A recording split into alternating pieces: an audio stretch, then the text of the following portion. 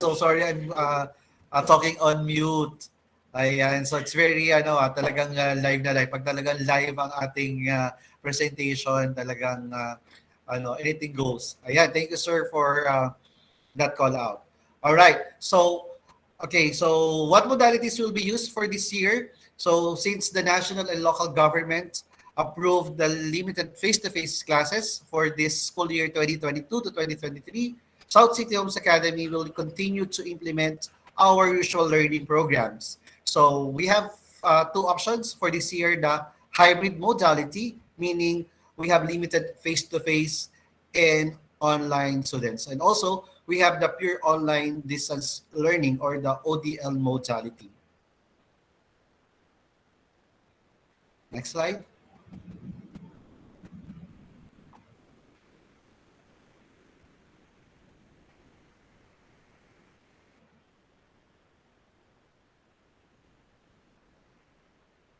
Okay. So while waiting for the next slide to be shown in your screen, so again, in terms of ODL setup, okay, so this still applies for this year.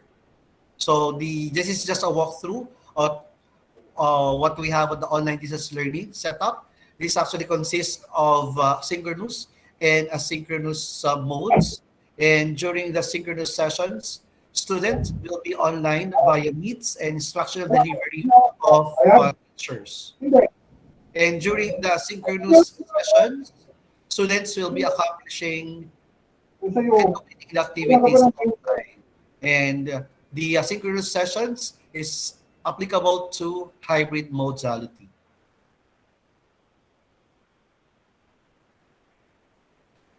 Next slide. So again, so this will the next slide will be the previous materials that will be prepared before the classes start. So the students and their parents or guardians are advised to prepare their internet connection. Okay, so that will be a reliable internet connection. Cell phone, at least 5.1.1 Lollipop for Android, and a tablet or laptop with camera. A headset is preferred but not required, and also printer as the one of the technical requirements. Next slide.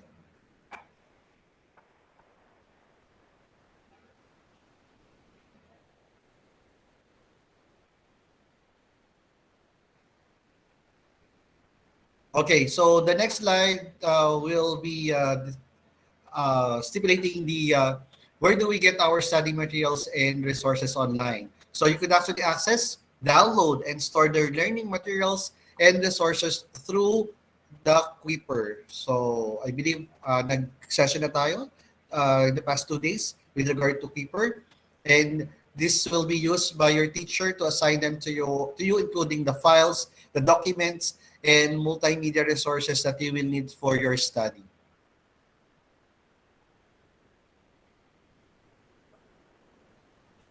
And how can we manage our screen time when online classes start? And of course, we are also concerned with the health issue of our students. So we need to advise them with regard to this.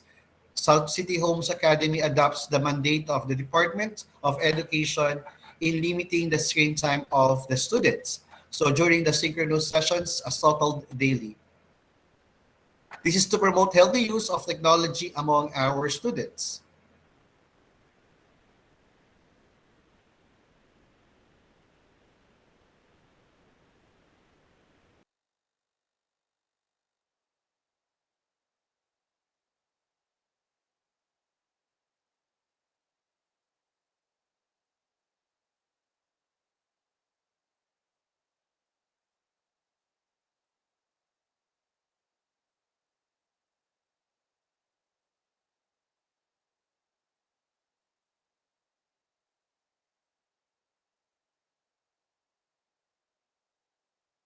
Sorry, I'm also, ayan, I talk on mute once again. So how can we appropriate our environment and routine during the online learning? Of course, we want to have a conducive learning environment while online. So we are advising the students and parents or guardians to set up a specific area of your home. So not necessarily as a separate room, but a space that your student will have a study environment that cancels or potential causes for disruptions like noise and others.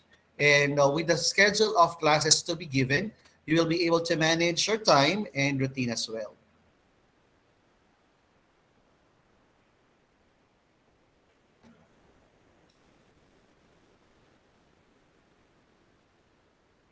Okay, so how can we appropriate our or how can we track our progress as the students in the activities we accomplish? So again, this will already implemented last year or provided last year to the parents. The teacher will be available for consultations, feedbacks, and progress reports that will be provide possible ways to improve upon students' performance. For asynchronous mode and ODL, teacher will be available via email and mobile consultations during their work hours and after synchronous sessions. Of course, we are not limiting different communication platforms for you to be able to connect or reach out with your teachers and other staff of South City Homes Academy. So we could use your GCs or group chats and other communication platform or tools. So much for that.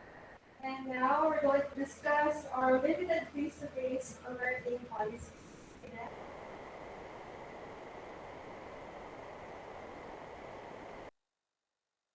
Hindi na ako magbasa.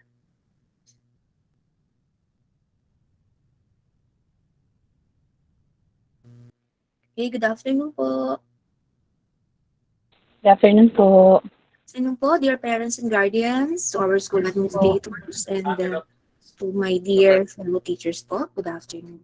So this school year po, 2022-2023, after having our pertinent documents po validated by the regional office and having passed the school safety assessment tool, and then after securing the concurrence of our city mayor and coordinating with our barangay officials, and of course po with your support and consent, our dear parents, finally, South City Homes Academy has been granted the safety readiness seal to implement limited face-to-face classes. So along with this implementation po, all school health protocols mandated or suggested po by the Department of Health will be followed by South City Homes Academy. But every day po, we will not present it here. Every day naman po, the first 5 to 10 minutes of your children's advisor's time will be allotted to the discussion of the health protocols. So these are just tips po to get ready for face-to-face classes. So first po, just follow school protocols. Along with this are the following: maintaining enough social distancing. I think 6 feet po ito or mga 2 meters apart. And then always keep your masks on. Regularly wash your hands and then follow the markers. We have provided po green and red markers or arrows for one-way lane and social distancing markers for entrance and exit queues. And then make sure po your children have hygiene kits like meron pong alcohol, sanitizers, wipes, and then extra masks. And then bring your own everything, water bottle, and then utensils, pens, pencils, and snacks because we discourage po borrowing items from their classmates. And then, next po. Next slide, please.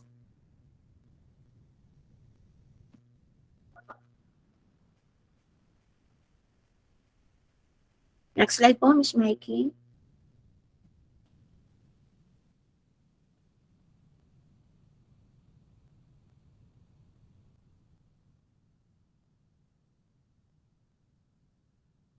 Ms. Mikey. Who's sharing this? Okay po. What are the roles of parents in online classes? So we all acknowledge po the importance or the role parents play in the achievement or the success of their children. So First po is we must support education amid the pandemic. So maybe po ay for sure it is this time po more than any other time po that your children need your support. So let us encourage them and be a motivator to our child's education.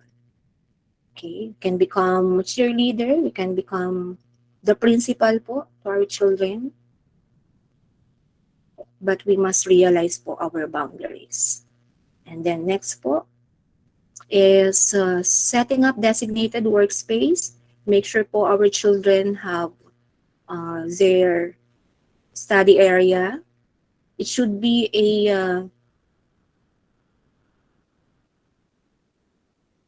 it should be the same space po all the time. For example, if it is in your dining room table, room, or maybe desk, so that it can simulate po the classroom familiarity. Okay, next po is preparing time and energy, including learning to use gadgets or software that support online learning.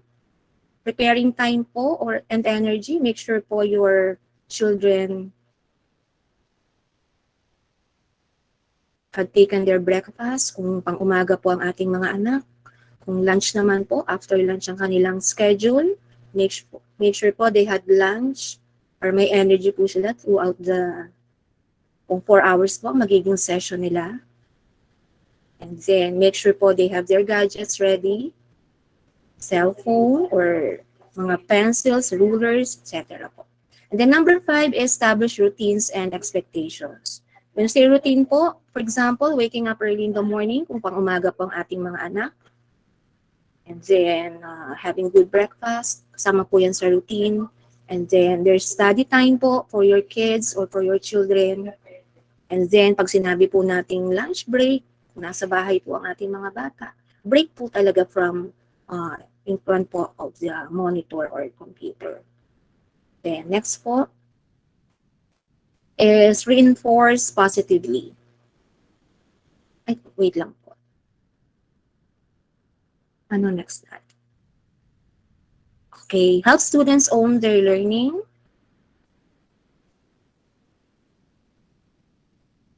Okay, so when you say help students po or your children own their learning, our children should be able to monitor their own progress and are able to reflect on their learning based on mastery or content. Hindi po palaging binibigyan na natin kung anong gagawin.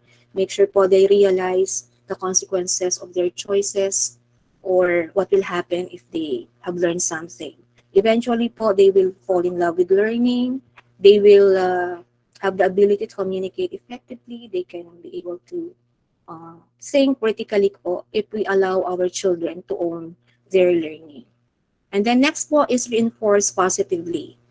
So when you say positively po, you can, for example, tap our children's back or give them emotional support, then recognition or praise maybe po. And then compliments, positive notes, pwede pong lagay natin kung napaka-busy po natin, for example, pag-aalis natin is tulog ang mga bata, then pagdating natin tulog pa rin, siguro po pwede tayong maglagay ng positive notes sa ating mga refrigerators, sa labas ng refrigerator natin, mga sticky notes, so that we can reinforce them positively.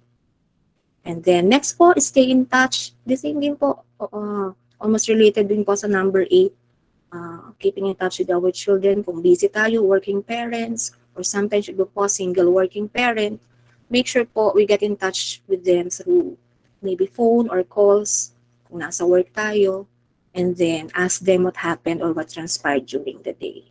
Then last one po is take a review. Siyempre po, we cannot be looking after the welfare of our children kung tayo po ay mismo ay medyo hindi maganda ang kondisyon. So make sure po to always take care of yourselves. Okay, that ends for my task. Once again po, good afternoon and thank you everyone. Yes, thank you very much, Miss Eden. Okay, very motherly advice talaga. Okay, coming from our also a parent. like you, Miss Eden. Thank you for that advice or pieces of Welcome advice. po. And moving to the online application, to of course, this will be discussed by our ITC coordinator, Mr. Nandito Espinosa. Over to you, sir. You can actually share your screen. All right, so thank you, sir. May audio po ako, naririnig po. Ano po, sir? Naririnig po ako, sir. Yes po. Yes po. Po, din po. Yes po.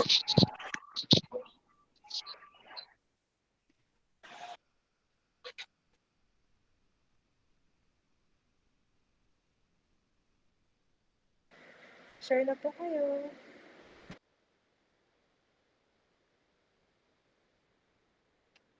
All right, good afternoon po, everyone. I'm the IT coordinator of South City Homes Academy. I will be discussing online platform and application that we will be needing or the student need to download on their gadgets. All right, so we have main application po and website na gagamitin natin during online and on-site discussion. So of course, Weaver, na-discuss na po yan kasi may different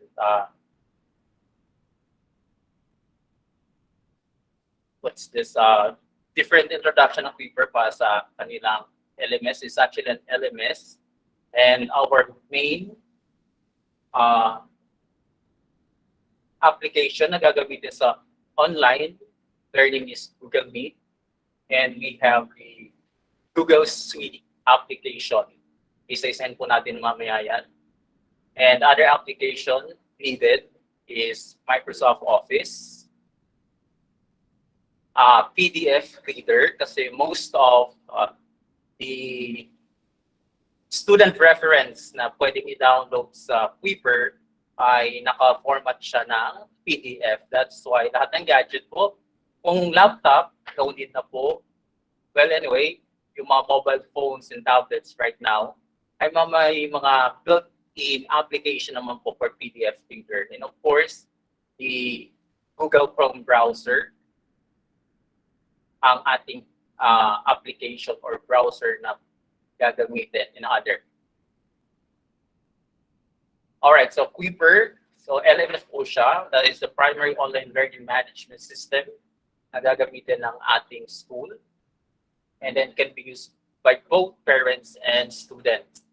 Username and password will be given by the school, and modules can be downloaded by the students sa kanilang laptop or mobile gadgets. All right, so we have the Google Drive. This is a cloud-based storage service.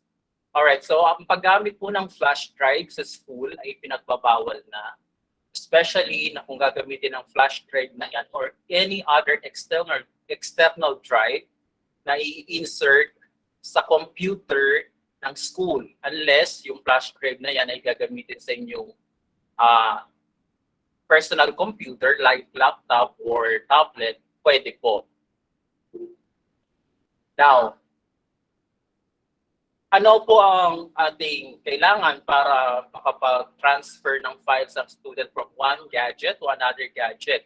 So we have Google Drive. This is a team collaboration, share with people outside the organization, advanced search features, drag and drop uploads. Kasi pwede pong i-upload lahat ng files ng bata sa Google Drive.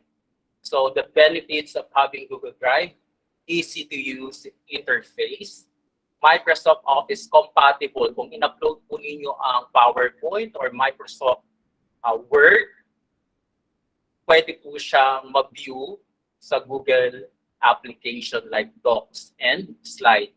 And then share your file using custom link. You can do that on Google Drive. And you can also upload and store videos, PDF presentation, and photos using Google Drive. Now, let's talk about the storage capacity of Google Drive. For students, we have 1 terabyte per student. So hindi na po kailangan ng flash drive ng estudyante to save their files, especially na naka-cloud-based na ang Google Drive natin. So they can open and the files na in-upload nila kahit sa ang gadget kung hanggat naka-login ang kanilang account. Now for teachers, we have unlimited storage capacity for Google Drive. So another application, so we have, I discourage especially using when it comes to communication in terms of school matters, ang ginagamit kasi natin commonly is the Messenger, Facebook. Wherein, in Google Suite, we have the private messaging service. This is the Google Chat or Google Space. So the benefit of Google Chat, this could be Google Chat and Space help teams collaborate fluidly and efficiently from anywhere. And then securely connect with anyone you work with and take group work to the next level with shared chat and files and tasks. Now, mas protected po ito when it comes to messaging, especially the information of the students kung ito ang gagamitin natin. And kasi gumagamit po siya ng transport layer security or TLS or encrypted ang mga messages kapag inopen sa ibang application. This means that anyone trying to intercept your messages between you and Google would only be able to see encrypted, unreadable text. The content you share in chat, private to you and those chat with. Kasi last year may nagtanong na parents, meron ba daw ginagamit na official messaging system ng school? Ang sagot doon, meron po. Kasi yung ibang teacher ay ina-allow yung pagsasabit ng mga projects and then school matters sa Messenger sa Facebook. And that's a no-no. So we have the private messaging service brought to you by Google. That is the Google Chat or Google Spaces, which is ginagamit ko rin po yun. All right, we have the Google Classroom. So this is start with video meeting. Ito po yung ginagamit natin online platform, conference for online classes. Create and manage classes, assignments, and grades online without paper. So especially right now, mas maganda walang contact between teacher. Though may limited face-to-face tayo, ang pagsasabit ng papers, still ay pwede pa rin makatransmit ng anumang bacteria or virus. So that's why we have Google Classroom to answer that possible problem. And add materials to your assignments such as YouTube videos, Google Form survey, other items from Google Drive. And give direct real-time feedback. Sa Google Stream naman ginagawa yun. So how to join Google Classroom? Using code, you need to go to Classroom, google.com, and click sign in. Once you sign in your account, make sure to sign with the correct account, yung official email account only provided by the school. Na ang domain ay sha.edu.ph. On the top, click join class, yung plus button. Then enter the class code from your teacher and click join. Another naman, using your phone, open the Google Classroom app on your device. And the lower right corner of the screen, tap the plus sign, followed by the join class option. Then enter the code provided for you by your instructor and click join. Or makaka-receive ka sa Google Classroom invitation from a teacher, i-click lang yung join button. So this is the, sorry for the typo, error. So this Google Classroom, ito po ang official conference application na ginagamit ng school for online discussion. We have the Google Meet. collaboration and communication software. Ito po yung ginagamit natin today. This is Host Collaborative Brainstorm with New Digital Whiteboarding Integration and Google Meet, yung Google Jamboard po yun. This will be used for their online classes, and teacher can add students to their Gmail account. So ang gagawin lamang ng students ay i-confirm yung invitation ni teacher sa email or sa Google Classroom directly. So we have the Google Suite. So we have Google Docs, that is the counterpart of Microsoft Word. We have Google Sheets, that is the counterpart of Microsoft Excel. And we have the Gmail. We have Google Slides, the yellow one, the counterpart of Microsoft PowerPoint. And we have the Google Drive, that is the counterpart of OneDrive of Microsoft. So yan po ang offer. And our Google account is not a free account. This is an enterprise type of account.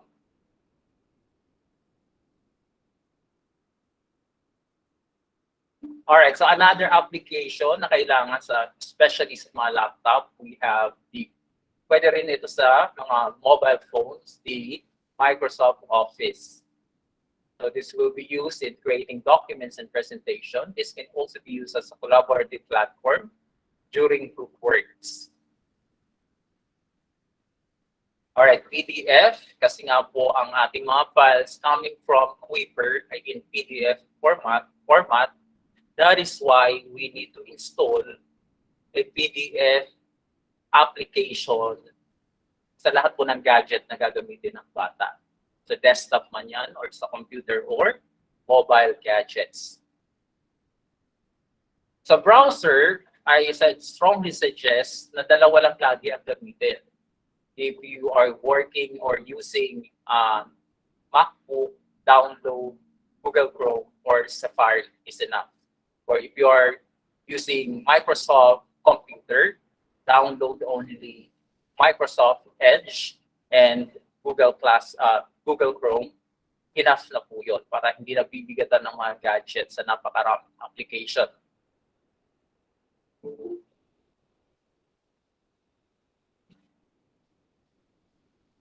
All right, so let's talk about the school Wi-Fi policy in on-site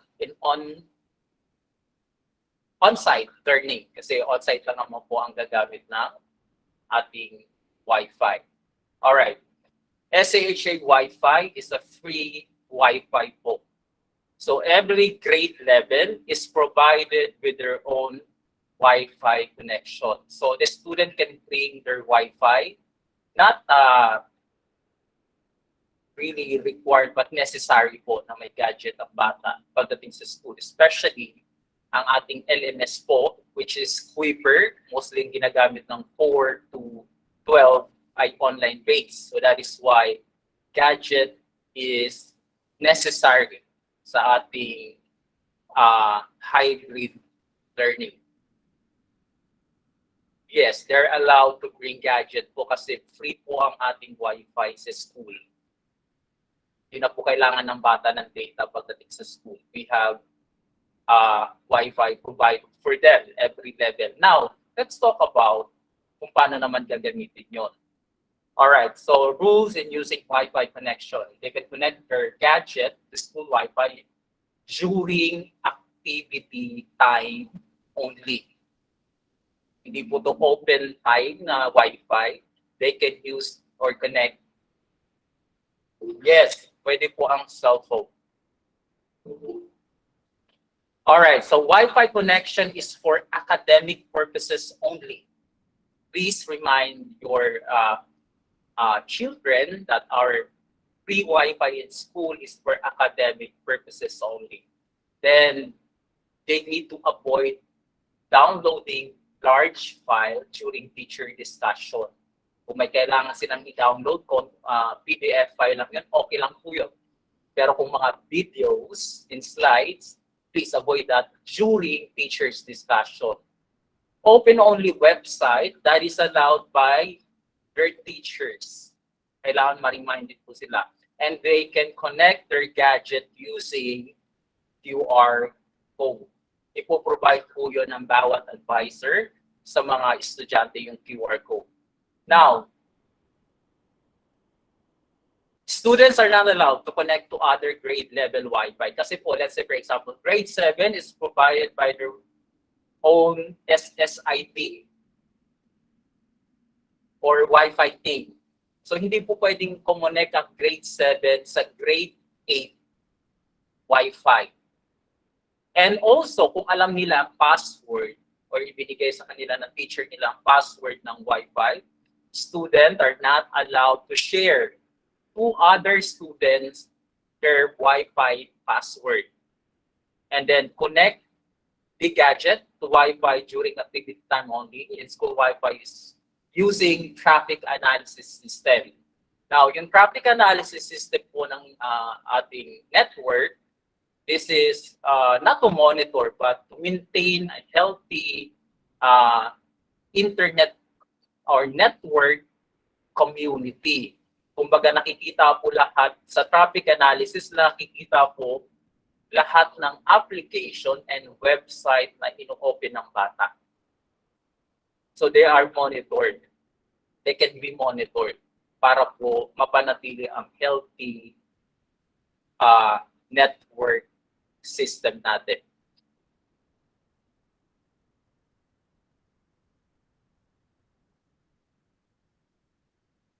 All right, so that would be all for now about the online platform and rules when it comes to Wi-Fi, school Wi-Fi connectivity.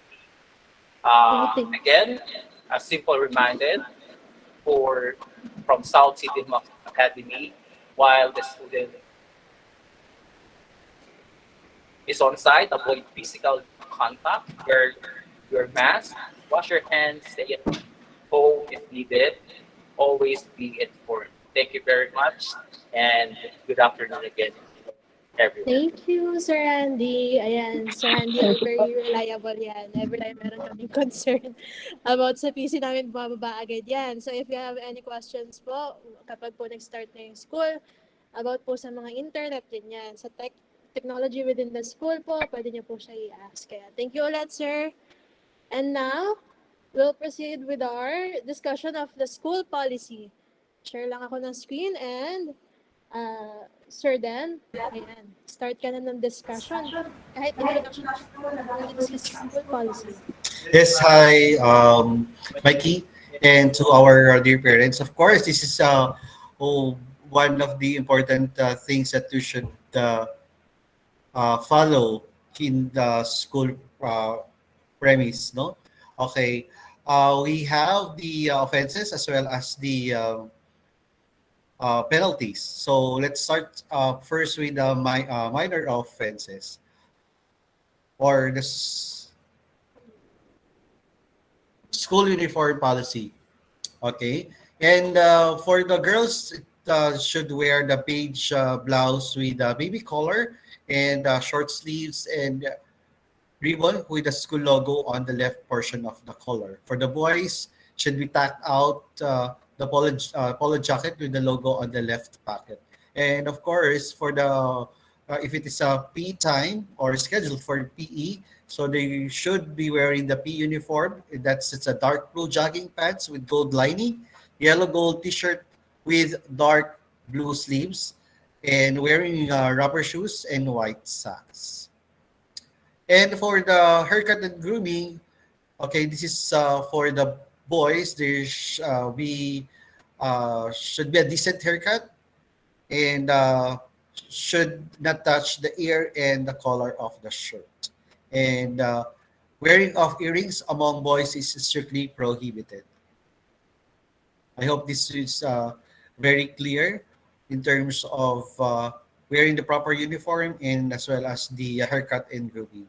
And for the attendance, it's so you know if the student will be absent for the day or no activity or no output, their attendance will be affected.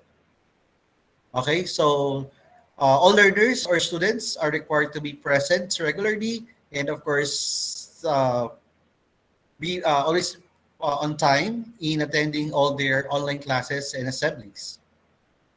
And attendance will be checked by their advisors or subject teachers. And we could actually check it on the paper if they don't have any output, or grade after activity means no attendance. And the parents are asked to send an email or message to the advisor and or to the guidance counselors if the student will not be able to join the class for some reasons.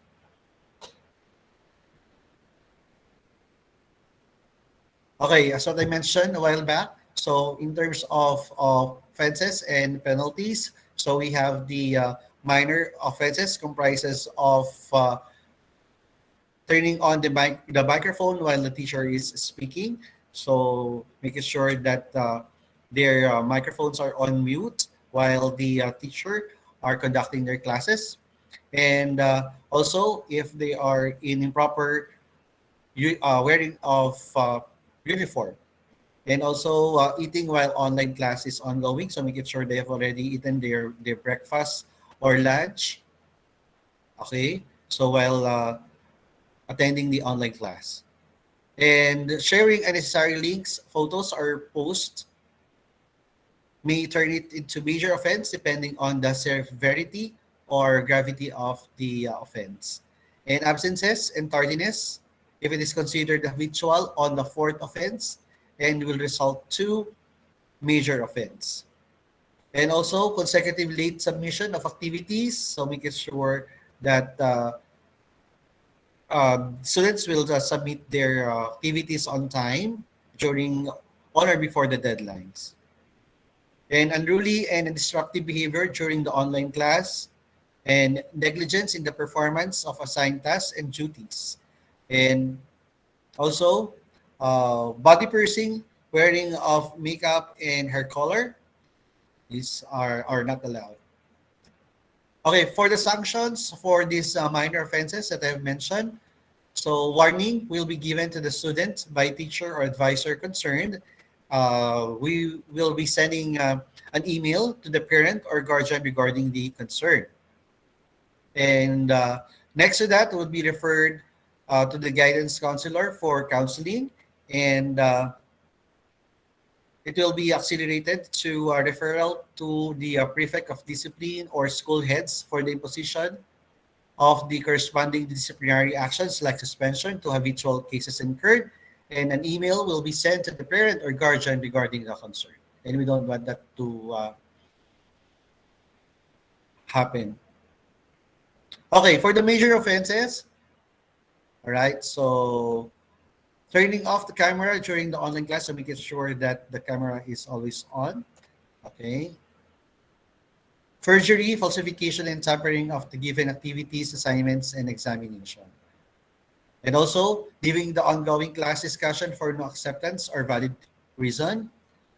Possessing or showing or exposing or distributing pornographic materials, which include magazines, video clips, and the likes. And disrespect, disobedience, and dishonesty to the school authorities. That includes the apart from the teachers, the other non-teaching staff. Also, organizing parties online and the like using the name of the school without permission from proper authorities. And for the additional major offenses, refusing to identify the pupil or student who violated the school policies and regulation when the violator is his or her friend, classmate, or acquaintance, and the gross misconduct. Okay, for the sanctions for these major offenses, so there will be suspension, a minimum of 3 school days. It depends on the gravity or seriousness of the offense, and maximum not exceeding the 20% of that total school days. The suspension will not be served without the online appearance of the parents or guardian. However, the school has the right to impose sanction after sending 3 recognized notification. Okay, so if there will be no response from the parent after the sending of three notifications, so the school has the right to implement this sanction. While suspended, okay, the student shall be marked absent and will not be allowed to join online class, nor will be given time to make up for his or missed quizzes, tests, and or projects. All right. So we also promoting the anti-bullying policy of South City Homes Academy. This is in line with the Republic Act number 1 or 10627. So let me define the cyberbullying is bullying that takes place over digital devices like cell phones, computers, and tablets. Okay, cyberbullying can occur through SMS, text, and apps or online in social media, forums, or gaming where people can view, participate in, or share content. Okay, so that includes also sending, posting, or sharing negative, harmful, false, or mean content about someone else. It can include sharing personal or private information about someone else, causing embarrassment or humiliation. Some cyberbullying crosses the line into unlawful or criminal behavior. So we want to have a safe space here in our school. That's why we are aligning our anti-bullying policy in accordance with the Republic Act 10627. And for the disciplinary measures, okay, so that's composed of, or that will be spearheaded by the school head, okay? Okay, should consider the nature, the gravity or severity of the previous incident of bullying, retaliation, and attendant circumstances, and may pose disciplinary measure on the bully or offending student that is proportionate to the act committed. Okay, we also have other provision which is not stipulated or written in the uh, SHA anti-bullying policy, but it is included in the IRR or the implementing rules and regulation, and some other provision in the DepEd Order 40 series of 2012 or the DepEd Child Protection Policy, not deemed amended, shall remain in full force and effect. And we also doing counseling and monitoring and follow-ups. Okay, so we could actually prevent this? So avoid opening messages from known bullies and treat everything and everyone with respect.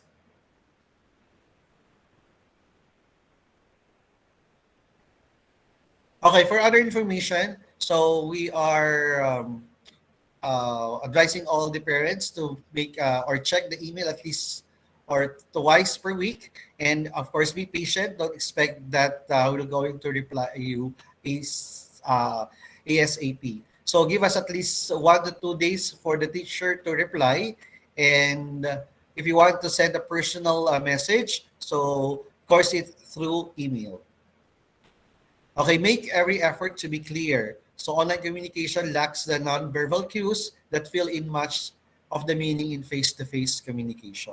So, of course, in online, so we don't actually sense much of unless it is properly communicated. So during a discussion, assignments or deadlines for posting to and reply will be specified with each assignment. And it's good to practice, always check the discussion multiple times during the week. And of course, so parents are not allowed to join their child during the online class to establish being independent. So para iwasan natin yung uh, ang mga magulang ang gumagawa sa mga tasks ng bata in their online class. Unless or otherwise we will going to give the grades to the parents. Okay. So that's a joke. All right. So that's it for me. And I'm going to transfer or ask our teachers from high school high school department, Mr. Mike Versaga and Ms. Susan Reyes, to discuss the schedule of classes. Over to you, sir and ma'am.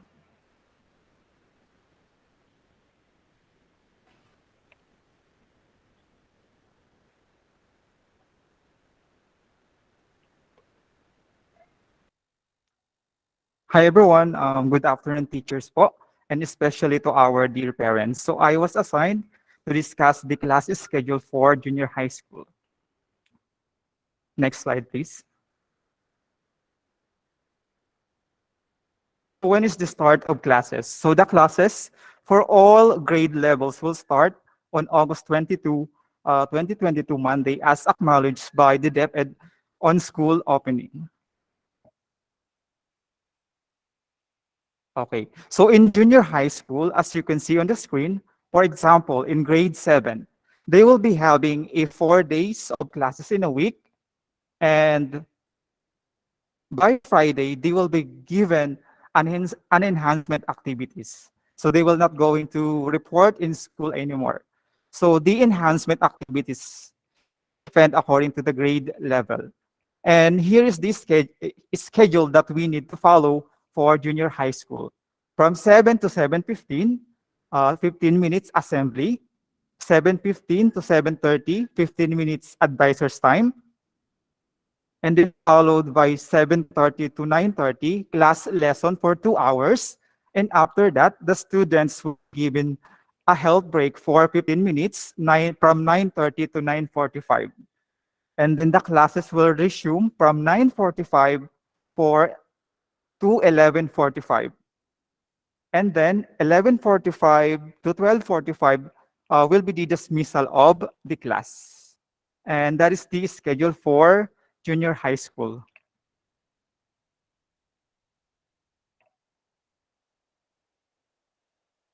Miss Susan? Okay, thank you, Sir Mike. This is the sample schedule for senior high school. So in this case, flashed on the screen is for grade 12 STEM A. Notice that grade 12 will have the afternoon session. Classes will start at 12:30, but before that, there will be assembly time and 15-minute advisor's time for meeting with the advisor. For the first semester, the grade 12 will have a 5-day on-site schedule. So they will be having classes from Mondays through Fridays. That is only for the first semester. But for the second semester, 4 days na lang. They will be having a 1-hour session for the core courses per day. So in total, they will be having a 4-hour schedule per day. And for the core courses, they will have 1-hour meeting per day, twice a week. And after that, asynchronous na. But for the specialized subjects, notice these are the Gen Bio and the General Physics. They will no longer have any asynchronous classes kasi 2 hours na sila per day and also twice a week. And then they will have a 15-minute recess in which it is indicated here as the health break. And then they will be dismissed at 4:45 to 5 p.m.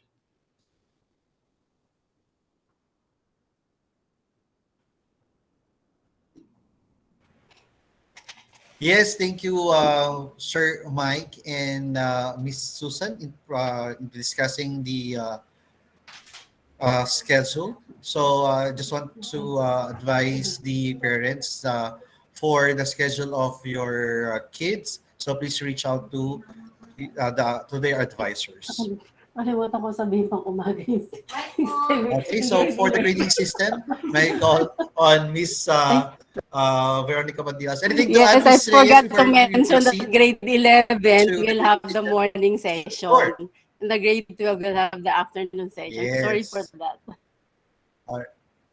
Okay, so not a problem. Okay, once again, so as additional information for the senior high school for grade 11, so it will be a morning session, and yung piniresent kanina schedule ni Miss Susan is for the grade 12. We'll be having their schedule in the afternoon.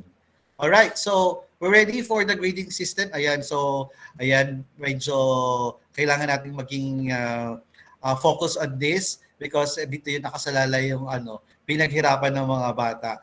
So, over to you, Miss Nika Pontinas, to discuss the grading system for the high school department. Yes, sir. Thank you. Good afternoon, dear parents. So I am Ms. Veronica Pontiles, and I am here to hopefully clearly explain about the grading system. So in this part of the presentation, all questions and concerns regarding how your child, how the students are assessed and graded will be addressed. So first, based on the DepEd Order number 31, series of 2020, so this is the interim guidelines for assessment and grading in light of the Basic Education Learning Continuity Plan. So what is classroom assessment? So this is an ongoing process of identifying, gathering, organizing, and interpreting not only quantitative, but also qualitative information about what the learners know and what the learners can do. Next up. Now, how do we conduct assessment? So how do we conduct these classroom assessments? So in communicating the assessment task, whatever task this is, be it in written form or a performance task, it is very important that the teachers communicate and explain these following important details. So what are these? First, the objectives of the assessment task. So this answers the question, what is the task for? What is the purpose of doing this task? Next, we have the roles of learners and parents or guardians. So the teacher must also explain to the learners, to the students, what are their roles, and also make it clear to the parents also how they can help their child in performing or doing the assessment task. Third, we have the procedure and expected timeline. So in this part, the teacher must explain to the student how the assessment task will be done, if possible, in step-by-step procedure. For the expected timeline, it should also be explained to the student when the assessment task will be done, for how long can they do the task, and when should it be submitted. And lastly, we have the standards and rubrics. So dito po papasok yung grade. The students must be made well aware about how they will be graded. Where should they be focusing when doing a task? Is it on the content? Is it in the creativity? So dun po yan sa standards and rubrics. Next, please. Another important task for recording the progress of the learner. So in recording the learner's progress, so this pertains to the collection and recording of evidences of learning, as it is very important when monitoring student learning and development. So how is this important? First, as a self-monitoring tool. So this is for the student to be able to see how are they improving in a certain subject. Second, check-ins of teacher with learner. So if we're recording the progress of the student, we will be able to know if a certain student is falling behind. Kailangan na ba namin itap? Kamusta na ba tong batang ito? So if we're recording the progress, we will be able to check in with the learner as needed. And lastly, as evidence of learning in the student's learning portfolio. So the progress of the learner should be recorded as evidence of learning. Next, please. Feedback and remediation. So to benefit student learning, both formative and summative assessment must be accompanied with timely, constructive, and meaningful feedback based on the learner's record of progress, as stated in the earlier slide. Now, in giving feedback, the teachers need to maximize all available communication options, be it texting, through online channels, or by writing feedback on the output. Now, this is consistent with the DepEd Order number 8, series of 2015, where it is stated that teachers should ensure that learners receive remediation when they earn raw scores which are consistently below expectation. Next slide, please. So regarding remedial classes, so for grades 11 to 12, sino po ba yung kailangang mag-undergo ng remedial classes? So for grades 11 to 12, learners who fail a unit or set of competencies must be immediately given remedial classes. Now they should pass the summative assessments that will be given during the remediation so that they could avoid a failing grade in a learning area or subject. Now, if the learner still fails the remedial class, then that means that he or she must retake the subject that he or she failed during the summer or as a back subject. Now, for grades 1 to 10, a learner who did not meet expectations. So when we say did not meet expectations, this means the grade of the student is below 75. In at most 2 learning areas, they must take remedial classes. Now, these remedial classes are conducted after the final grade have been computed. The teacher should ensure that learners receive remediation when they earn raw scores which are consistently below expectation in written works and performance tasks by the 5th week of any quarter. So very important po yung remediation, and this could only be done if the teacher also will guarantee that they will give immediate feedback to the learner. Next slide, please. So this is consistent with the DepEd Order number 31, series of 2020, the grading and promotion. The challenges brought to light by the coronavirus pandemic, specifically the implementation of different distance learning delivery modalities, have sparked a larger conversation about the role grades play in student learning, prompting education sectors to rethink traditional grading schemes. So nagkaroon po ng bagong grading scheme when our country was hit by the pandemic. Now, the grading system implemented in this interim policy provides reasonable leniency to learners who were put to a larger disadvantage by the pandemic, but at the same time does not compromise the integrity and principles of assessment and grading. So, ito pong ipapresent namin regarding grading and promotion will be, ito po yung sinusunod namin for the past 2 years during the pandemic. We are not sure if this will still be followed for this year since nag-i-start na po tayo ng limited face-to-face. But for now, this is what I'm going to share with you.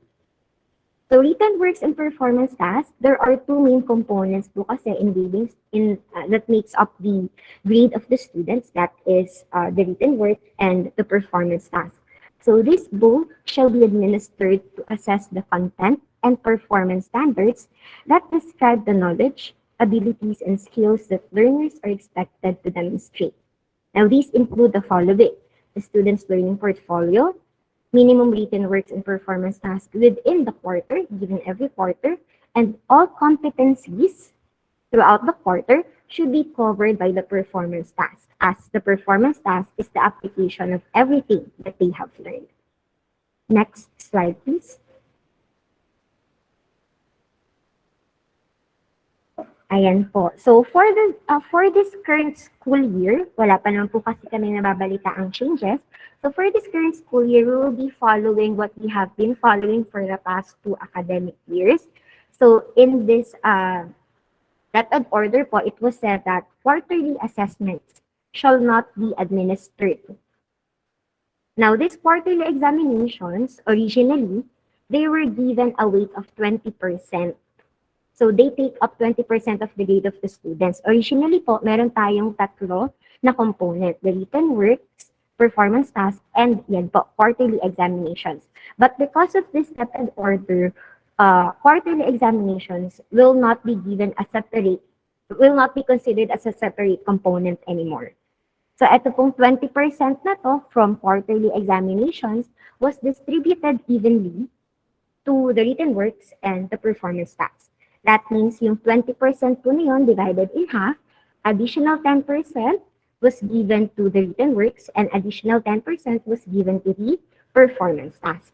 Now, let me just be clear po about this. Nakalagay po kasi is quarterly assessment shall not be administered. Now, I'm sure alam po ng mga parents na nagbibigay pa rin po kami ng tinatawag na quarterly test. Right? So, quarterly test. Now, yung quarterly test po, so these are summative tests that are given at the end of the quarter as we should. But these quarterly tests are included in the written works na po. Okay, so sa written works na po siya kasama. Same with kasama na po ng monthly test and quizzes, sit works, and other written works. Next slide, please.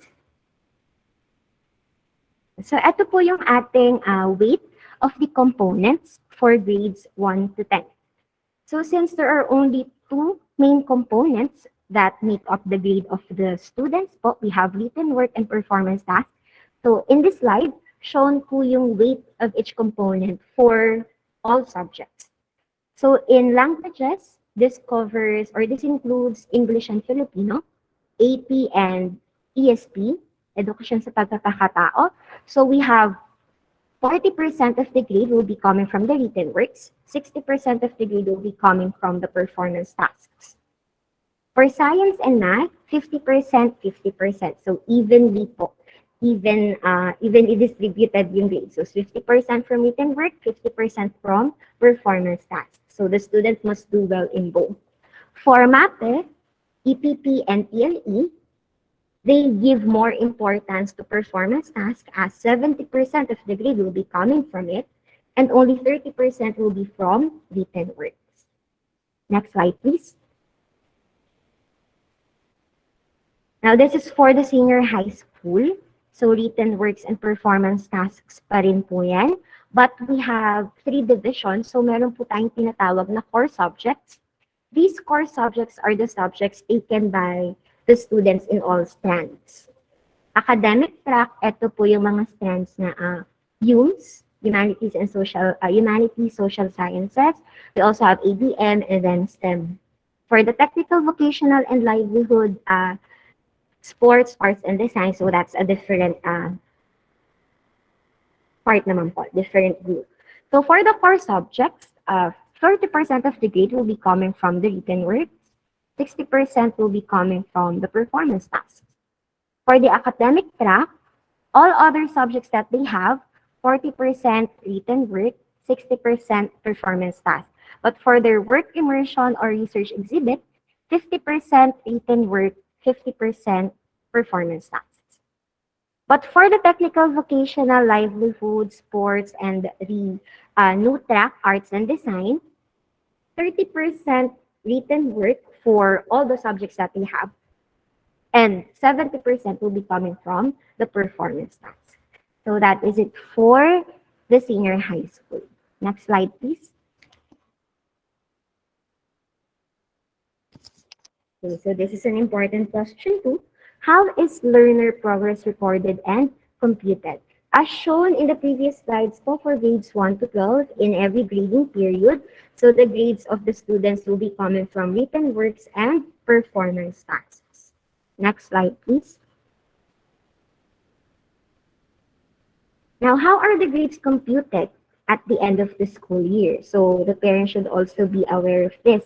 So for grades 1 to 10, the average of the quarterly grades produces the final grades per learning area. So there are 4 quarters. So let's say sa mathematics po, yung grade po ng student for first, second, third, and fourth quarter will be average, and that will be the final grade of that student in that learning area. For the general average, it will be computed by averaging or dividing the sum of all the final grades by the total number of the learning areas. So that is it for grades 1 to 10. For grades 11 and 12, since dalawang semester po tayo, so there are 2 quarters in each semester. Now, these 2 quarters will determine the final grade in a semester. Next slide na po. Next question, we have, how are the learners' progress reported? So this is seen in the report card, progress report card of the students. So we have here, if the student or if the learner has a grade that is below 75, the descriptor for that is the learner did not meet expectations in that specific learning area. And the remark is failed. So considered na failed po yung grades that is below 75. For grades that are between 75 to 79, the descriptor is fairly satisfactory. So passed na po yun. For grades between 80 to 84, the descriptor is satisfactory. For grades between 85 to 89, very satisfactory. And for grades between 90 to 100, outstanding. So dito lang po, basta po yung grade is 75 and above, pass. Kung below 75, failed po. Next slide, please. Next po ulit. For grades 4 to 10, alright. So how are learners promoted or retained at the end of the school year? So there is a chance, there is a possibility that the student will be retained or luckily promoted po to the next school year, as we are all aiming na ma-promote po yung ating mga anak to the next grade level. Now, if the student or if the learner has a final grade of at least 75 in all learning areas, then that means the student or the learner will be promoted to the next grade level. If the student did not meet expectations, it was mentioned a while ago, when we say did not meet expectations, the grade of the student is below 75. So if the grade of the student is below 75 in not more than 2 learning areas, that means in 1 or 2 subjects po, the student or the learner must pass remedial classes for learning areas with failing mark so that he or she will be promoted to the next grade level. Because if he or she do not pass these remedial classes, that means the learner must be retained in the same grade level. Hindi po siya pwedeng mag-move to the next grade level. Third, if the student did not meet expectations in 3 or more learning areas, the decision is the student is retained. He or she cannot be promoted to the next grade level. Kung grade 8 po siya, grade 8 pa din po siya ulit in the next grade. Fourth, must pass all learning areas in the elementary so that he or she or the learner will be promoted to junior and he or she will earn the elementary certificate. For the junior high school, if the learner pass all the learning areas, then the learner will be promoted to senior high school, earning the junior high school certificate. Next slide, please. For grades 11 to 12 learners, so if the student has a final grade of at least 75 in all learning areas in a semester, then the student can proceed to the next semester. If the student did not meet expectations in a prerequisite subject in a learning area, meron po kasi tayong tinatawag na mga prerequisite subjects. An example po is yung basic calculus. Ang prerequisite po nun is pre-calculus. So if the student, let's say, the student do not pass pre-calculus, hindi po niya pwedeng kuhanin yung basic calculus. What should the student do? The student must pass remedial classes for failed competencies in the subject before allowing to be enrolled in the higher level subject. Third, if the student did not meet expectations in any subject or learning area at the end of the semester, the student must pass remedial classes for failed competencies in the subjects or learning areas to be allowed to enroll in the next semester. Otherwise, the learner must retake that subject failed. So, i-retake po niya yung subject as a whole. Fourth, must pass all subjects of learning areas in senior high school so that he or she will earn the senior high school certificate. Next slide, please. Now, this is still regarding remedial classes po. So, kung meron pong failed na subject yung student. So, recomputed final grade. Summative assessments are still given during the initial classes as dito po manggagaling yung bagong grade nila. These are recorded, computed, weighted, and transmitted in the same way as how we compute the quarter grade. The equivalent of the final grade for the remedial classes is what we call the remedial class mark. but that is not the grade reflected on the report card. The final grade at the end of the school year, the failed one, and the remedial class mark, these two grades will be average, and then that grade shall be reflected na po in the report card. It will be called the recomputed final grade of the student in that specific learning area. Next slide, please. I believe this is the last part na po. So how are the core values of the Filipino child reflected in the report card? Now, ito po yung, you receive the progress report card of your child po, diba? Sa babang part, ito po yung makikita natin. We have the 4 core values po. Ayan. So, starting with Makajos. So, ito po yung behavior statements for Makajos. Express one's spiritual beliefs while respecting the spiritual beliefs of others. Shows adherence to ethical principles by upholding truth. Second po. Next po natin. Next slide. So we have the next core value, makatao. The behavior statement reflecting that is sensitive to individual social and cultural differences, demonstrates contributions towards solidarity. Next slide po. We have the third core value, nakakalikasan. So the behavior statement reflecting this is cares for the environment and utilizes resources wisely, judiciously, and economically. And the last core value, makabansa.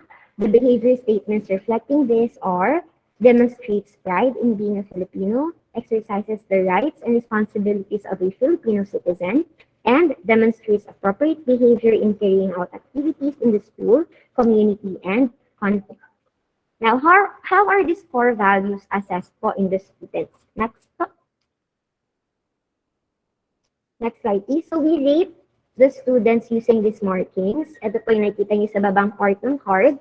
AO, SO, RO, and NO. So, AO for always observed, SO for sometimes observed, RO for rarely observed, and NO for not observed. Now, last year po, hindi namin nilalagyan ng rate na ganito po yung card ng students. Okay, because of the setup online, so we cannot evaluate the student. No? But now, actually, but hindi ko namin sure, but now maybe we can bring that back. We can evaluate this core values in the students. Okay, so that is it for my part. I will be giving back the floor to Sir Ben. Thank you. Yes, thank you very much, Miss Nika, for that very in-depth discussion of the grading system. All right. So before we proceed for our question and answer, so some announcement. All updated announcements will be posted on our official FB page only. That is SCHA Courier. And for our official mobile number of SCHA, it's 0917-142-SCHA or 0917-142-242. It can be used as GCash or transferring your payments through GCash under Enrico Manalo. All right. So I think we are ready right now to accommodate some questions. Okay. Actually, kanina nakikita ko na meron na ng mga nagpo-post ng kanilang question and also answered by some of the teachers and admin in the chat box. So right now, so we are giving the or opening the virtual room for the question and answer. Okay, so you could just click the raise hand button if you want to ask your question live. And then please unmute your microphone. So we have our principal, Ms. Len Maranan, to answer the questions, and also will be assisted by some of our teachers.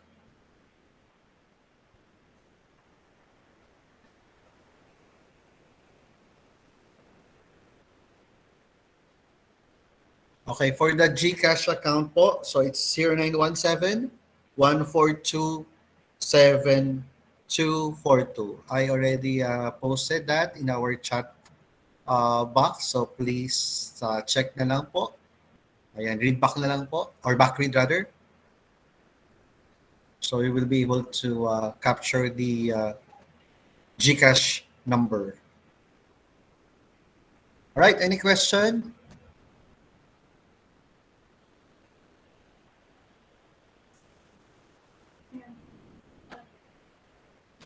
Ayan. For those who are typing their question in the chat box, so wait lang po sa answer ng mga teachers natin. And again, for the schedule of your kids, so please reach out to your advisors. So kanina na-flash na po. So we could also flash it again in our screen for the advisors, for the kung di po naka-tune in kanina. So we're posting again the name of the teachers for kinder up to senior high school. Ayan, so Miss nag-raise ng hand po, Sir Blake Harvey Bencito.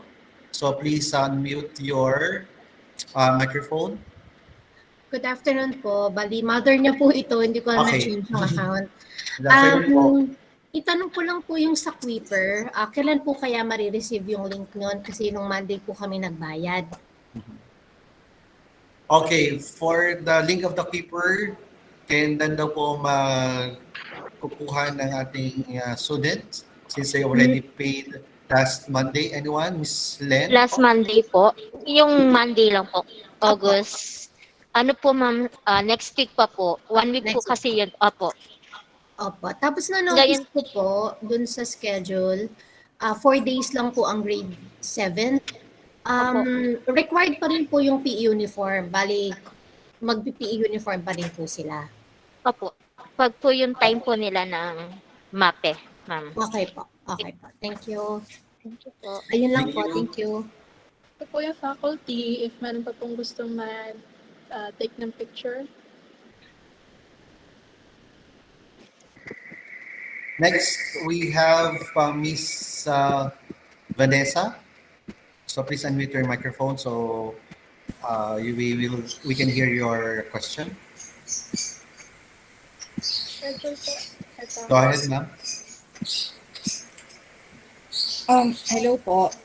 Regarding po dun sa sa schedule ng grade 1, hindi ko napansin kung na-flash siya sa screen kanina. Meron po bang AM session and PM session yung grade 1 or AM lang sila? Good afternoon po, ma'am. May morning and afternoon session po ang grade 1. Pwede po bang mamili yung parents kung saang session lalagay yung bata or yung advisor po yung Yung advisor po, schedule? ang advisor po mag-schedule, pero kung 16 lang po kasi yung allowed po sa isang room, ma'am. Mm. Opo. Kasi Sa grade, Opo. gusto ko sanang mag-request na sa morning session ilagay yung anak ko. Ma'am, message na lang po yung si Miss Joanne po. Okay po. Thank you po. Opo. Okay, thank you po. For those who are requesting for the slide presentation that I presented today, so we will send the link in our FB page sa Courier for the recording link. So you could actually revisited what have been discussed for today. Thank you. Any other question or anyone who wants to raise a question live? So yes, please. Mel. Ma'am,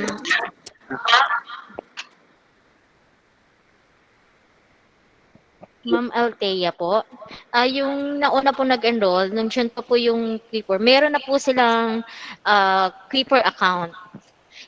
Advisor na po yung magbibigay sa pagpasok po nila. Po. May message po sila ng advisor nila sa email po, bibigay po yung account nila sa Creeper.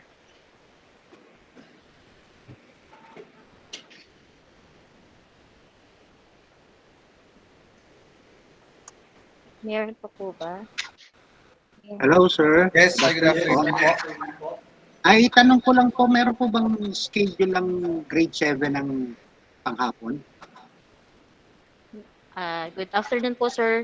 Wala pong panghapon na schedule po yung grade 7 po. Morning session lang po yung Okay grade po, ma'am. 7. Thank you po. At sa ano po ba, Welcome po. saan po kukunin ang uniform? Uniform po. Dito po sa dito po sa school, Bali, sir. Monday po, Opo. pwede na sila mag-uniform? Opo, kung meron na po silang uniform, pwede na po. Online na po ba? Online po, okay. Depende po kung ano pong kung sa pong group. Kasi po hybrid po, simultaneous po, yung first batch po, first 20 po, on-site, yung second batch po online. Okay po. Then the following week po naman po, palitan po sila. Okay po, maraming salamat po. Welcome po. Hello po, Hello po, ma'am. Salvador. Opo, ma'am Rowena. Linawin ko lang yung bang junior high school, morning session lang. Opo. So bale, ilan sila sa classroom? Ang junior high school po, 20 po ang maximum per room. Takot sinunod. Opo. Yun lang po. Kasi nalilito ako doon sa schedule. Akala ko, may sabay sa bahay. Mayroon nasa, nawala po ako kanina. Na-off ang aking PC. Kaya nagtatanong po ako kung lahat ng junior high school is morning session only. Morning session po. Tapos may dala na silang food. Opo. Ayan lang. Yes po. Hygiene kit. Yes po. Para malinaw sa aming mga parents. And then, hindi sila pwedeng lumabas. Yes po. In case po na magkaroon ng, halimbawa, may sipon sa isang classroom, meron po ba silang mapupuntahan or isolation area para doon Yes. po sunduin po ng parents o ng guardians? Yes po. Ma'am, may isolation area po kami malapit po sa gate. Yung weekend Opo. doon po. Opo. And then, di po ba dati naka-aircon po ang mga bata? So ngayon po ba ganun po rin ba? Hindi po, ma'am. Okay. Kasi mas maganda na po yung malinaw kaysa kami po ay magtatanong ulit. Ito na po yung pagkakataon namin. Yes po. Thank you po. Salamat po. Opo. Good afternoon po. Yes po, Ma'am Lovely. Yes po. Ma'am, tatanong ko lang po, ma'am, paano po malalaman kung sino pong assigned advisor po ng student, ma'am? Yung account po, ma'am, through email po, kakontakin po kayo ng advisor para po, kung sino po yung advisor po, teacher po na kumontak po, yun po yung advisor. Advisor po yung kakontak sa mga bata. Ano pong email account, ma'am? Yung email account po nung during enrollment, ma'am? Sa parent po, tapos po yun sa personal account po ng bata. Okay. Yung nilagay po Opo. sa enrollment form, doon po kami kukontakin, ma'am. Tama po ba? Yes po. Alright. Sige po, ma'am. Salamat po. Welcome po. Yes po. Ma'am, Yes, ma'am. lang po, para po sa incoming grade 11. So, Yes. come August 22 po, online po ba sila o face-to-face? Depende po sa batch niya, ma'am. Kung batch A po siya or batch B. Iko-contact rin po kayo ng advisor kung on-site po siya or online po. Ang kukontakin po ba estudyante lang o yung... Pati po yung parent po. Basta po yung nandun po sa registration card niyo po, yung number niyo po, i-message po kayo ng advisor po. At saka po sa uniform, ma'am, kasi walang size na kasya dun sa anak ko. Pwede, to replace po yung, let's say, yung polo na hindi pa available yung size. Pwede niyang Pwede naman po yung polo shirt muna po for the meantime po. Pwede po yung dati niyang, let's say, uniform ng grade 10. Huwag na pong muna pong mag-uniform, ma'am. Kasi po, baka po pagkamalan dyan sa junior high school, nasa senior high school po siya. So, pwede na, civilian po muna. Sige po. Thank you po. Hello, ma'am. Opo, ma'am. Ma'am, ask ko lang po, yung regarding ma'am sa food court, Or I mean, kung meron po bang operated na magtitinda ma'am sa school canteen natin. Kasi po, syempre ma'am, kailangan kami mga parents, magkaroon po kami aware na yung mga bata mapapadala namin ng pagkain. Hindi po, wala po kaming available po na canteen. Hindi po muna kami mag-ooperate po ng canteen. So, ina-advise po namin na magbaon po ang mga bata. Thank you po. At least ma'am, clear na po kami. Salamat po. Hello po, good afternoon. Good afternoon po. Ma'am, tanong ko lang, required po bang magdala ng laptop or gadget o kapag online lang po yun? Kasi po, as much as possible po, pwede naman po kasing magdala po ng laptop and gadget po. Hindi po namin pagbabawalan since ang paper po natin, yung ang LMS po natin ay parang Online. yung paper online po. So, hindi po pagbabawalan ang gadget. Okay. Ibig sabihin po, during classes, gagamitin nila yung gadget nila. Opo. Opo. Okay. And Thank you. malalaman naman po nung IT natin na kung ano po yung site, kung mag-o-open po siya ng site, mamomonitor po nung IT natin. Kung may iba po siya Okay. Noted. napupunta. Thank you.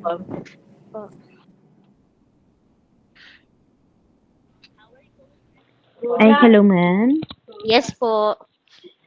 Ma'am, tanong ko lang, hindi po yata na flash yun in charge na teacher for grade 11. Sa grade 11 po, tatlo po ang in charge po. Si Mrs. Eden Ricarte po. Andun po, ayan po, ipa-flash na po. Si Mrs. Eden Ricarte, si Miss Juvie Arqueño, and si Miss Rizel de Dios. Tatlo po silang in charge sa grade 11 po. Ma'am, yun sa grade 6 po, may morning session po kaya ang grade 6? Morning lang po yung grade 6, ma'am. Pati po grade 11? Ang grade 11 rin po, morning din po. Sige po. Thank you po.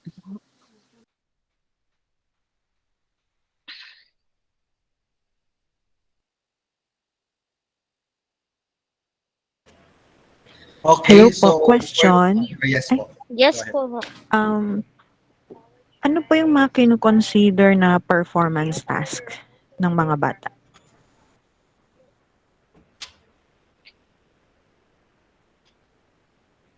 Yung mga project, activity-based project po yun. Yun po yung performance task na kailangan po nila. Okay po. Yun po yung performance task, yung project, yung ilang activities po leading to dun sa project po, making. May nakalagay po doon. Okay. Thank you. Opo. Opo. Yun yung pinaka-grand task po nila. Yun po yung performance task. Application na po nung learnings nila nung simula po, nung quarter. Yes po. Hello po. Yes po, ma'am. Ask ko lang din po sana regarding din dun sa student for face-to-face. Ilang oras po sila magkaklase during face-to-face? 4 hours po.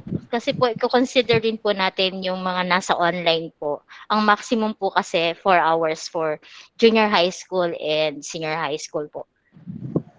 Bali ma'am, naka-ano pa rin sila, uniform or civilian? Naka-uniform na po. Kasi po, Completed. yes po. Tapos hindi po i-on ng aircon during face-to-face ng mga bata? Opo. Kasi Bakit po kaya? mas ina-advise po kasi na kailangan po yung flow ng air.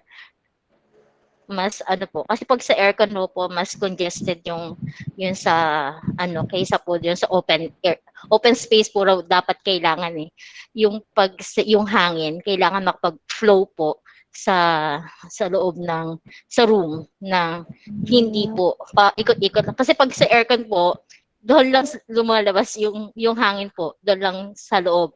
Ikot-ikot, hindi po yung open space. Mas po yung less po yung yung risk po na magka-contaminate. Opo. Okay po, thank you po. Opo, welcome po. Francis po, tatanong lang po. Yes po. Ma'am, kasi yung kay Alison Angelic po, nagbayad po ako is July 11 ng Quiver. Wala pang nag-aano sa kanya, ma'am. Email or Opo, something. next week po, ibibigay po yung mga account ng Creeper. Kasama na po yung section. Advisor na po magbibigay. Okay. Thank you po, ma'am. Welcome. Hello po. Hello po. Ay, ma'am, ask ko lang, no? Pwede po ba kaya mag-suggest na yung dalawang anak ko sabay ng schedule nila? Kasi yung puso ko kasi hindi ko siya marunong mag-commute. Opo, anong grade po, ma'am? Grade 8 po, tsaka grade 10, Gualberto. Okay po. Sige po. Pareho naman po silang pang umaga, ma'am. Sabay po yung oras nila. Okay, thank you po.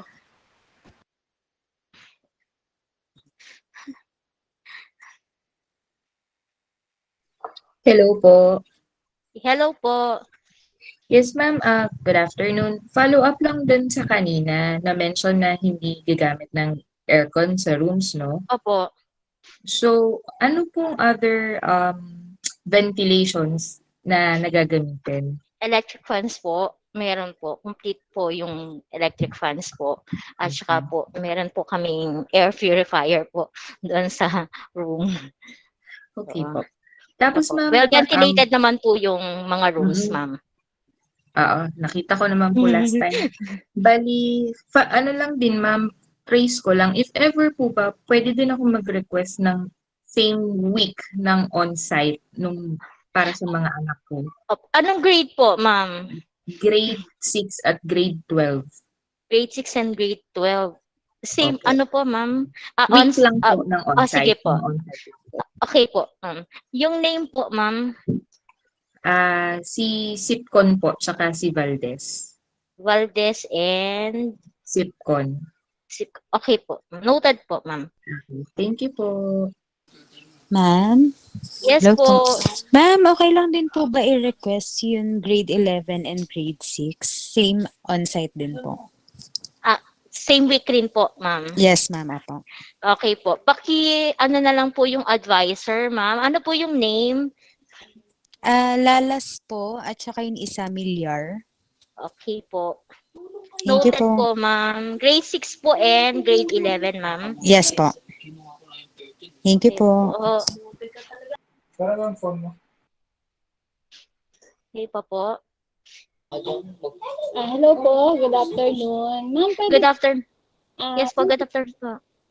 ano po, pwede po bang magtanong na pwedeng magkasabay yung dalawa ko ding anak? Anong grade 8 and grade 10. Kasi po dito po sa lugar namin sa Pinbao, medyo mahirap po kasi yung transpo kung magkaka-alternate po sila. Same naman pong, same ano rin po, week yung on-site po nila. Same week rin po yung on-site nila, ma'am. Yun po ba yung gusto niyo po? Opo, opo. Opo. Ano pong name, ma'am? Ashley Picanya at saka Neil Ivan Picanya. Okay po. Grade 8 po and? Grade 10. Sige po. Ma'am, ano po, halimbawa po, gusto po nila ng online, pwede rin ho ba yun? Yung halimbawa, full online, may full online po ba? Depende po sa performance po ng bata, ma'am. Okay. Opo. Yun lang po, kasi gusto po namin kasi medyo mahirap yung transportation. So magse-service pa kami. So kung magse-service naman sila, hindi naman ganun kadami. Kaya sana kung lahat ng taga-Timbo sabay-sabay na lang silang Puro ano naman po, ma'am. Ang grade 7, 8, sa isang araw lang po yata yung ano nila, Monday hanggang Thursday po. And then 9 and 10, Tuesday hanggang Friday. So same naman po sila, lahat po sila morning session po. Okay po. Opo. Ayun lang po, ma'am. Thank you. Opo. Welcome po. Ma'am, good afternoon. Yes po, good afternoon po. Yeah. Meron din po kasi kaming 3 students. So that is Yes po. grade 5, grade 7, and grade 9. Nabanggit Opo. niyo po na ang grade 7 is, and grade 9 ba or grade 10? Lately lang nabanggit niyo po na may days na hindi sila sabay or Monday to Thursday yon? Yes. Yung grade 7 and 8 po kasi po Monday to Thursday lang po yung klase nila. And then yung grade 9 to 10 po, Tuesday hanggang Friday po. So may mga So, araw na yung grade 7 po, wala po silang pasok ng Friday.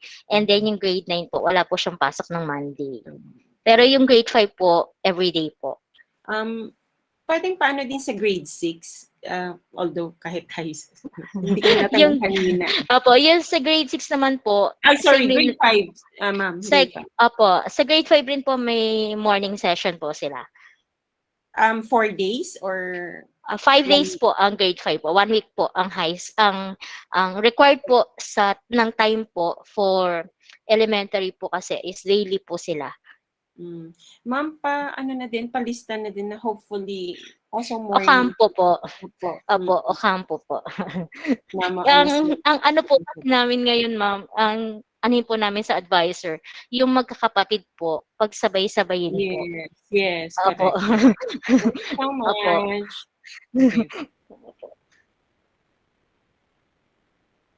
Meron pa po? Good afternoon po, ma'am. Yes po, ma'am. Pwede po bang mag-request po sa grade 7 po para kay Kenshi Nabal po at Calvin Ambrosio?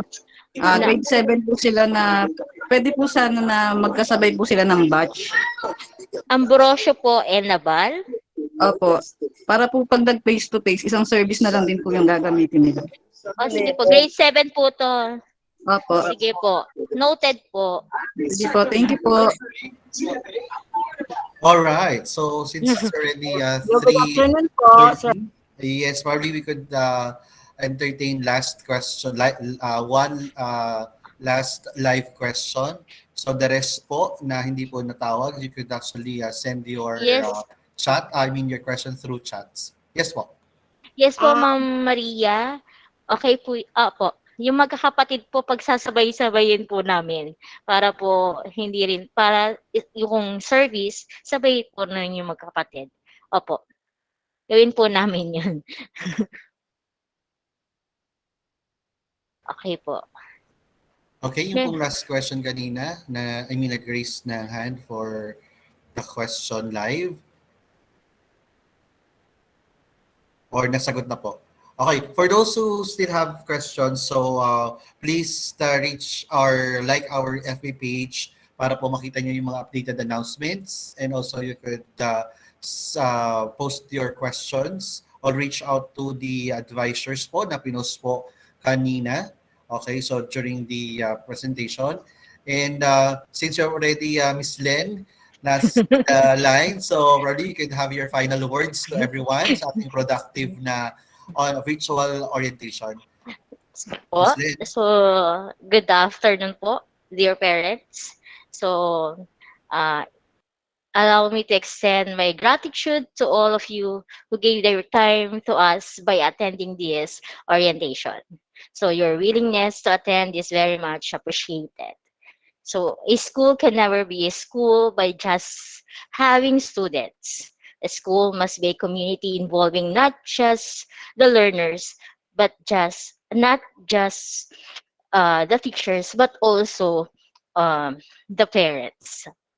For the past 2 academic years, schools have implemented a not so easy setup, one which not most of us are used to, but we all try to get by. Together, we have worked hand in hand just to get everything done for the sake of our students. This year, we are slowly trying to get back to how things were before and to prepare all of us for what is coming this academic year. This virtual orientation is held. So through this orientation, we address important concerns such as the school policy, the learning policy, the schedule of classes, grading system, and most importantly, the school's learning modality. In this orientation, you were given an overview of how the school plans to carry out this academic year. So the school can never do this alone. We will need your help and support, our dear parents. I hope this orientation has delivered to its purpose And I also hope that we are all looking forward to opening of classes with positivity. Thank you once again for attending this orientation and have a good day. All right, thank you, Ms. Lynn. Okay, so Thank you Mikey, po. yan, thank you very much, dear parents, okay, for attending or for taking your time to attend this virtual orientation. Okay, in behalf of my partner, Ms. Mikey Espiritu, my name is Den Morales from the Guidance Department of South Sea Homes Academy, and we're very much excited to see you all this coming school year. Always, bye and keep safe, everyone. Thank you for your time po.